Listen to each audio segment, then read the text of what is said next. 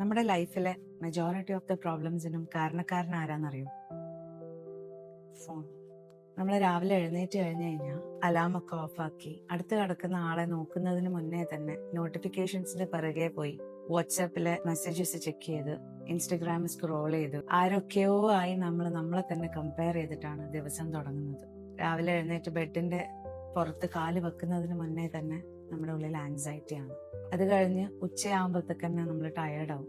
രാത്രി എല്ലാ പണിയും കഴിഞ്ഞ് കുട്ടികളൊക്കെ ഉറക്കി ഒന്ന് മീ ടൈം ആസ്വദിക്കാന്ന് വിചാരിച്ചിട്ട് ചെയ്യുന്ന കാര്യം ഫോൺ എടുത്ത് സ്ക്രോൾ ചെയ്യലാണ്. ഒരു വീഡിയോ 2 വീഡിയോ കണ്ടിട്ട് നിർത്താന്ന് വിചാരിച്ചാലും കഴിയില്ല.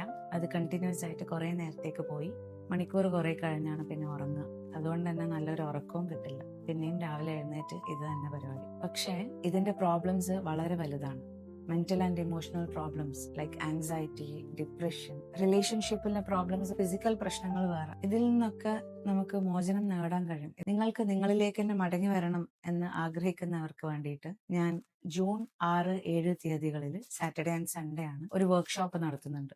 ഒരു ഡിജിറ്റൽ ഡീറ്റോക്സ് എക്സ്പീരിയൻസ് ആണ് സ്ത്രീകൾക്കായിട്ട്. പേര് അൺപ്ലഗ് ടു റീകണക്ട്. ഈ സ്ക്രീനിന്റെ കാര്യത്തിൽ നമുക്ക് എത്രത്തോളം റെഗുലേറ്റ് ചെയ്യാൻ പറ്റുന്നോ അത്രത്തോളം നമുക്ക് കുട്ടികളിലെ മാറ്റങ്ങൾ വരുത്താൻ പറ്റും. നല്ല റിലേഷൻഷിപ്പ് ബിൽഡ് ചെയ്യാൻ പറ്റും. നിങ്ങളുടെ ബ്രെയിൻ റീവയർ ചെയ്യാൻ വേണ്ടിയിട്ട് ഈ 2 ദിവസം നമ്മൾ അതിന് വേണ്ടിയിട്ടുള്ള പ്രാക്ടീസസും റിഫ്ലക്ഷൻസും ഒക്കെ ചെയ്യുന്നുണ്ടാവും. അതിന്റെ ഡീറ്റെയിൽസ് അറിയാൻ വേണ്ടിയിട്ടും എൻറോൾ ചെയ്യാൻ വേണ്ടിയിട്ടും എന്നെ DM ചെയ്യാം. Don't miss it. ഇത് ആവശ്യമാണെന്ന് തോന്നുന്ന ആൾക്കാർക്ക് നിങ്ങൾ ഇത് ഷെയർ ചെയ്യാം. See you inside. നമ്മുടെ ലൈഫിലെ മെജോറിറ്റി ഓഫ് ദ പ്രോബ്ലംസിനും കാരണക്കാരൻ ആരാന്നറിയോ? ഫോൺ.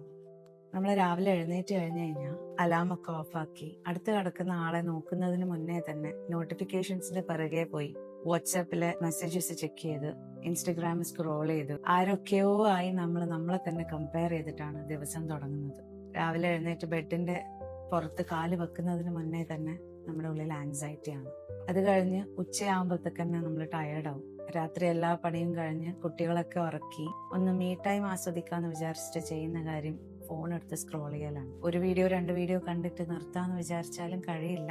അത് കണ്ടിന്യൂസ് ആയിട്ട് കുറെ നേരത്തേക്ക് പോയി മണിക്കൂർ കുറെ കഴിഞ്ഞാണ് പിന്നെ ഉറങ്ങുക. അതുകൊണ്ട് തന്നെ നല്ലൊരു ഉറക്കവും കിട്ടില്ല. പിന്നെയും രാവിലെ എഴുന്നേറ്റ് ഇത് തന്നെ പരിപാടി. പക്ഷേ ഇതിന്റെ പ്രോബ്ലംസ് വളരെ വലുതാണ്.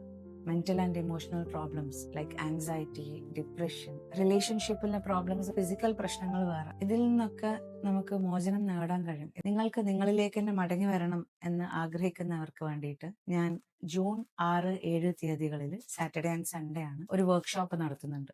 ഒരു ഡിജിറ്റൽ ഡീറ്റോക്സ് എക്സ്പീരിയൻസ് ആണ് സ്ത്രീകൾക്കായിട്ട്. പേര് അൺപ്ലഗ് ടു റീകണക്ട്. ഈ സ്ക്രീനിന്റെ കാര്യത്തിൽ നമുക്ക് എത്രത്തോളം റെഗുലേറ്റ് ചെയ്യാൻ പറ്റുന്നോ അത്രത്തോളം നമുക്ക്